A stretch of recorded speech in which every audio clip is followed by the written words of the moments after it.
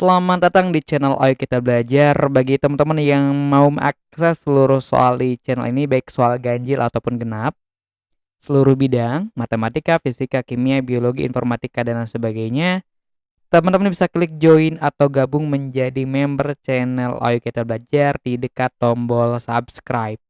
Dan pilih level yang teman-teman inginkan.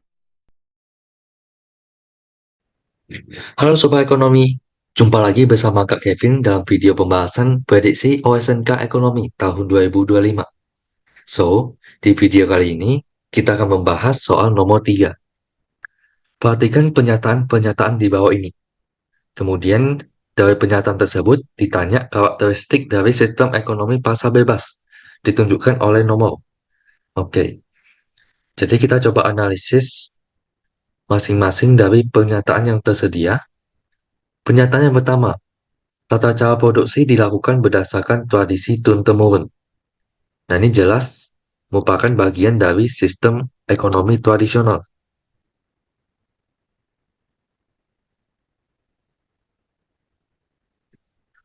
Kemudian kedua, persaingan tinggi dalam pasar melahirkan sejumlah inovasi.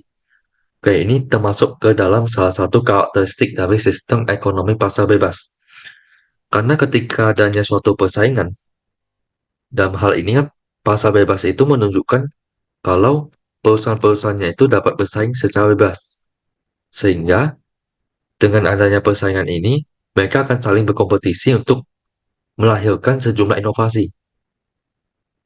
Ketika adanya suatu inovasi, maka perusahaan yang dapat membuat inovasi tersebut itu akan mendapatkan suatu keunggulan lebih, yang artinya nilai tambah bagi perusahaan tersebut. Makanya di sini di sistem ekonomi pasar bebas, semua perusahaannya itu saling bersaing supaya bisa melahirkan sejumlah inovasi yang akan memberikan tambahan keuntungan atau tambahan profit bagi perusahaan mereka tersebut. Kemudian pernyataan yang ketiga, segala alat dan sumber daya produksi bukan hak milik perorangan, melainkan negara.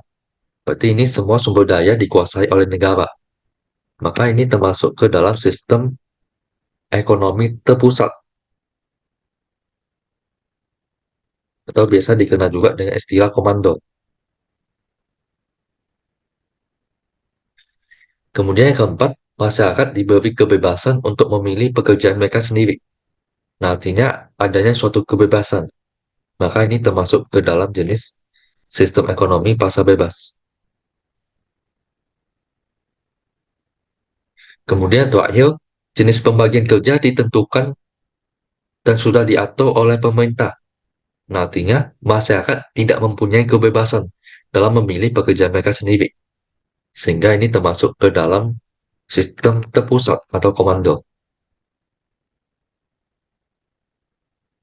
Nah, karena di soal ditanyakan adalah sistem ekonomi yang pasar bebas, berarti jawaban tepat itu adalah yang nomor 2 dengan nomor 4. Berarti yang C. Oke, sekian pembahasan untuk soal nomor 3. Kita jumpa lagi di pembahasan soal-soal berikutnya.